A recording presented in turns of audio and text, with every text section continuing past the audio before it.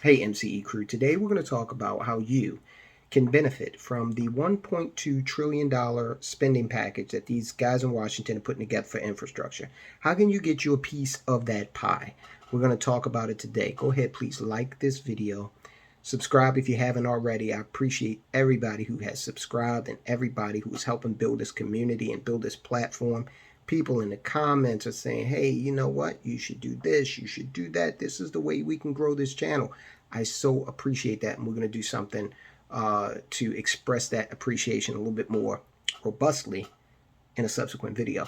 Now, very important, if you don't like the video, this is America. You have every right not to like this content. And if you don't, I want you to tell us about it. I want you to hit that thumbs down twice. All right, so let's get into this. First of all, I want you to understand that the money that is going to be spent here, $1.2 trillion, and it is going to happen, that money is not going to immediately flow into the economy. If President Biden were to sign this bill tonight, that money is going to take years to flow through from the federal government into these different agencies, to the states, to the local governments. What does that mean for you? That means you have time. You have time to do what? You have time to put together a real business that can be recognized as a contractor or a subcontractor in order to get in on some of this money. And we're going to talk about the industries that you need to be focused on. Now, look, they're saying this thing is going to create jobs, but who knows? Okay, the last infrastructure bill they did under President Obama, well, we all know how that turned out. Shovel ready was not as shovel ready as we expected. Right. So the expectations for job growth in that previous bill just were not there. And the reason for that is because by that time we'd seen automation come into the marketplace, into a lot of these industries. Companies were much more efficient in terms of how they got the work done. So it was, not as many jobs needed to be created in order to do the work that Obama's infrastructure bill financed. Okay. Now we're at a point where there's even more automation out there. There's AI, and there's also a lot of robotics. So we're not going to see all of these jobs created. Okay. But what we are going to see is small businesses acting as, in some cases, contractor, in other cases, subcontractor, to get this work done. Okay. And that's where you come in. Now, what kind of industries are we going to be looking at? Well, let me read off a couple. This is from the White House's website. Of course, I'll link to all this. They're looking at repairing roads and bridges, modernizing public transit, investing in reliable passenger and freight rail service, creating good jobs, electrifying vehicles. What else do we have here?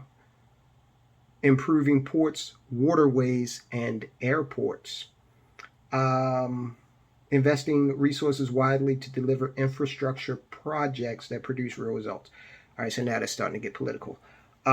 Here's another purely political one. Redress historic inequities and build the future of transportation infrastructure. Okay, whatever. But you saw that the main ones there are dealing with roads and bridges, water, sewer, airports, that sort of thing. And telecommunications is in here too. Okay.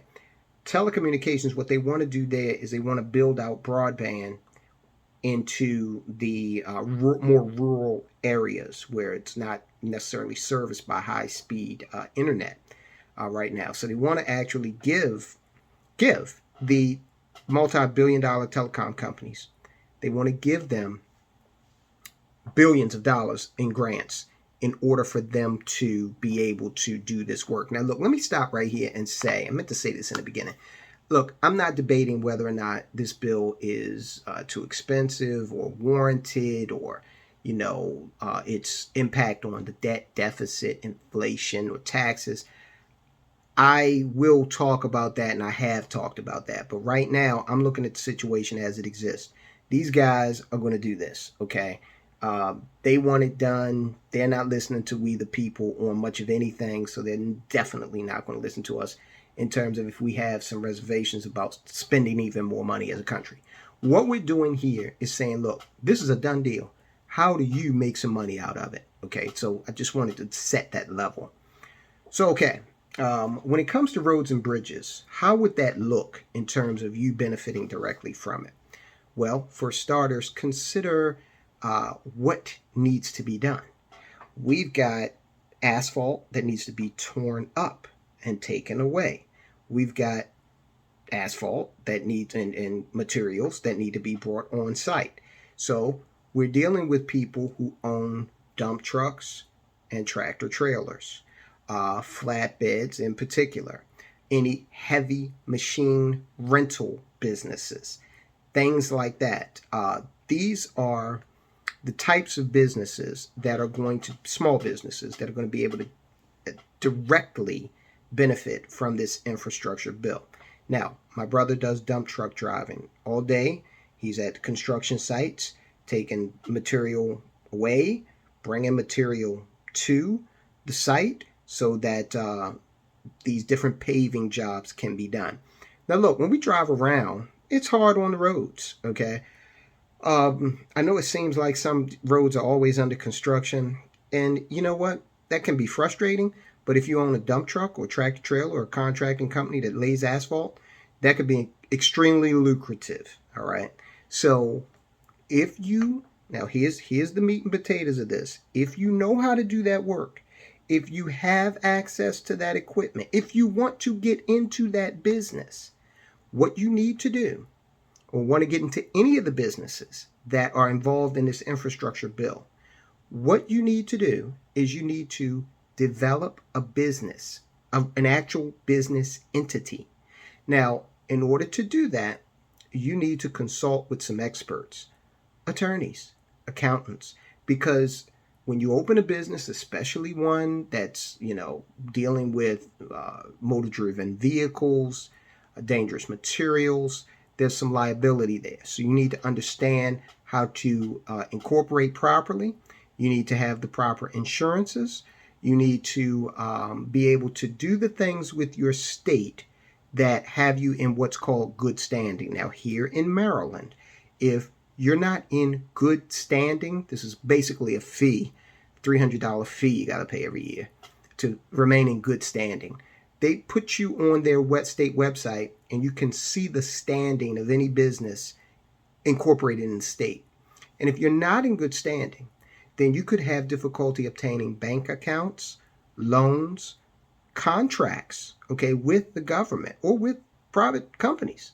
So this is why I say you've got time. This infrastructure money is not going to be spent next week. You've got time to make sure these things are done.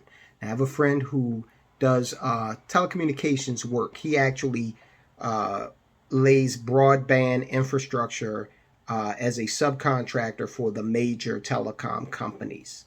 That is another avenue where you can get in on some of this money. Those are more direct routes to accessing some of this money, including that piece where you're talking about the airports and different water and sewer projects. If you got that plumbing expertise, you can get in there directly as a subcontractor or as a contractor. There are going to be indirect opportunities as well, because as these businesses that are directly involved start to compete for these contracts, win these contracts, prosecute this business, then people are going to need to take a look at their financial situation. The owners of these companies, the people that are doing work for these companies are going to need to take a look at their financial situation. So that's where financial service professionals come in. Accountants, the people that like what we do in terms of marketing the products, insurance products, annuities, things like that. So I mentioned CPAs, attorneys. They're going to be a host of downstream opportunities as this money starts to flow throughout the system. So you need to be able to take a look at your skill set, what you want to do. If you are thinking about starting a business, then you need to kind of figure out if you want to take advantage of some of this money, where do you fit in? Is it a direct route or is it an indirect route? Can you subcontract to do some of the more hands-on work, like laying telecom infrastructure, fixing roads and bridges, or helping with that process, or helping with the process of revitalizing water and sewer infrastructure? That water and sewer infrastructure piece is big. Every winter here in this area, we have a lot of burst water mains because the infrastructure is so old. All right, so I want to say one last thing about this infrastructure bill. The federal government is saying that they're going to allocate a certain amount of money to minority and disadvantaged contractors. Now, typically that includes minorities, veterans, disabled people, and women. Now, there may be another classification in there, but those are the ones that I can remember, but you can look this up. Now, I know a lot of people are going to have a reflexive, reaction to that because it obviously is going to exclude some people. But we're all about economic solutions. We're not going to talk about the politics of it, okay? It is what it is. So we've been presented with a situation. How do we deal with it? How do we thrive this, win, and make some money? We put the political stuff aside for a moment, okay? When you get rich, you can contribute to the candidate of your choice. But right now, let's try to make some money.